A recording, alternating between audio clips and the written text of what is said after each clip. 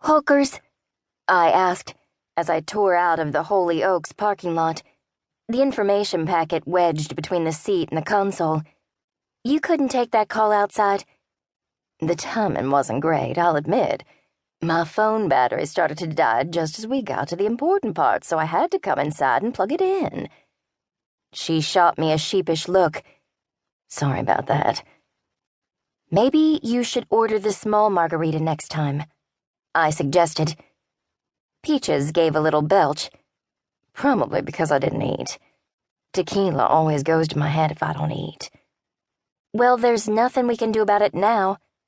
I'm sure everything'll be okay," I said, hoping it was. Elsie hadn't started her first day of school yet, and I'd already managed to scandalize half the parent population. "Mitzi was there," I said.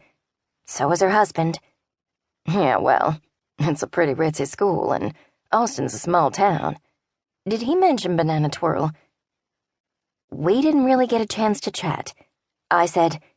I'd fled the scene with Peaches in tow, figuring it wasn't the best time to try to explain. I was just hoping it would all blow over. They both recognized me, though.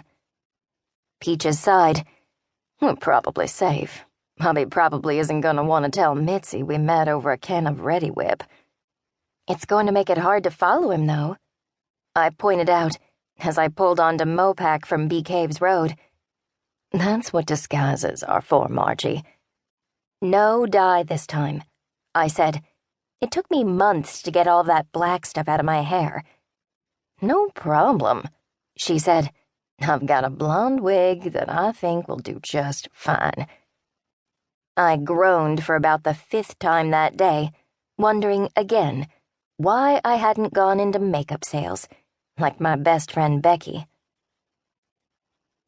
I rolled up in front of my mother-in-law's house about 20 minutes late, which was par for the course.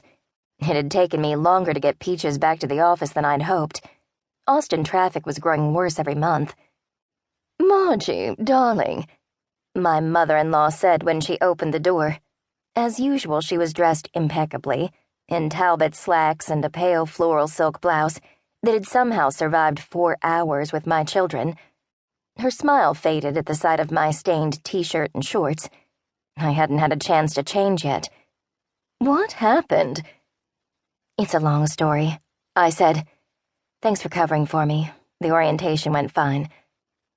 "You didn't attend the orientation wearing that, did you?" I sighed. I didn't have time to change.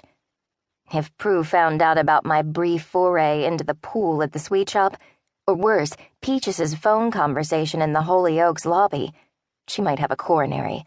So I decided to change the subject. Odds were good she'd hear about it soon enough, from her junior league friends anyway. "How are the kids?" I asked. "Oh, doing just fine, I guess." "You guess?" "Well," she said, biting her lower lip. "I tried Elsie with the new fork today. I bought one that was silver with her initials engraved on it, but she still insists on eating directly off the plate." "Did she at least eat at the table?" No." I grimaced. For the past 6 months, my formerly cooperative daughter had refused to eat unless we put her plate on the floor. She had her own water bowl now, too, on which she'd painted her Pekingese name in sparkly pink nail polish. I was concerned about my daughter's canine phase, and more than a little worried about her fitting in with the other first graders at Holy Oaks. I'd been in favor of the local public school, but both Blake and Prudence had been adamant about the advantages of private education, and when Prue had offered to pay, I'd given in. "Is she still insisting you call her Fifi?" I asked my mother-in-law. Prudence nodded. "I'm sure she'll grow out of it," she said. "Blake thought he was a hamster for almost 6 months. He was always stuffing his cheeks with Cheerios. Until he choked, and we had to call 911. She smiled brightly. "Maybe she'll choke on something, and that'll bring her to her senses."